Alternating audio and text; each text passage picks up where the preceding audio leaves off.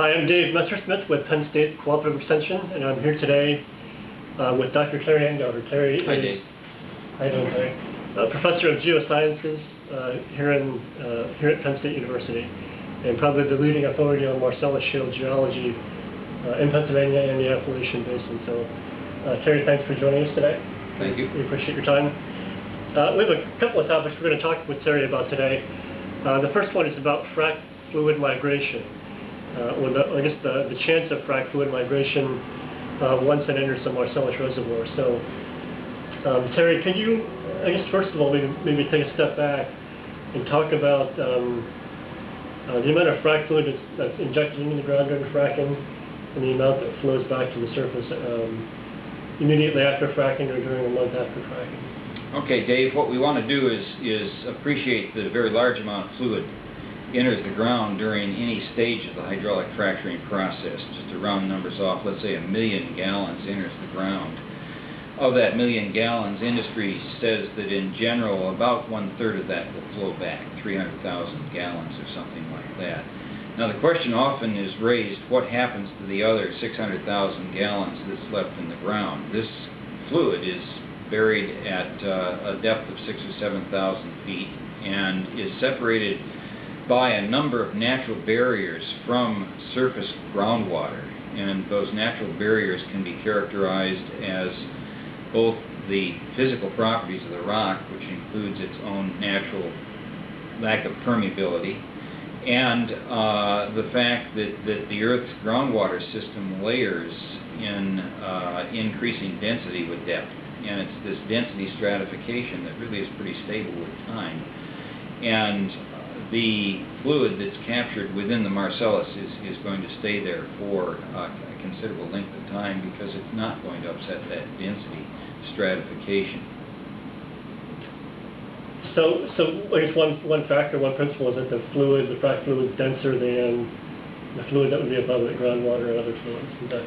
Well, in general, remember that fresh water is less dense than any water that contains salt of any sort, and these frac fluids are famous for having a reasonably high amount of TDS, total dissolved solids, and that TDS creates a denser water than one finds in surface. Yeah, the important thing to appreciate is that a lot of methane has been detected in wells that are private water wells. The state of Pennsylvania has been characterized by methane in groundwater for a long period of time. However, it is true that some of the drilling has drilled into pockets of methane-rich sandstones, for example, and that as a result of some poor completion jobs, some of that methane has leaked to the surface.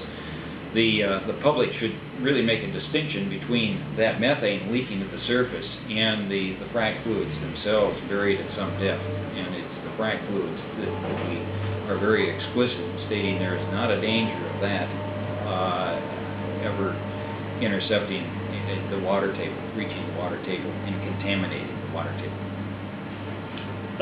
You're a geologist. So are there fractures that would ridge from the Marcellus up to the surface, or faults, or anything that would allow fluids or gas to migrate from the Marcellus to the surface?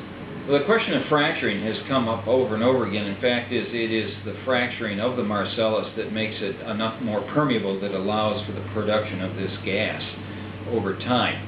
The fractures themselves, however, owe their presence to high-pressure gas. These are called natural hydraulic fractures, and observations in rocks demonstrates that these fractures really are very specific to the natural gas reservoirs, the black shales, and that as one maps fractures away from these gas shales, the number of fractures decreases, the spacing between the fractures increases a great deal, so that you can go to outcrops of upper Devonian rock, the rock which in a sense is a cap on top of the Marcellus, and find there are very few of these fractures.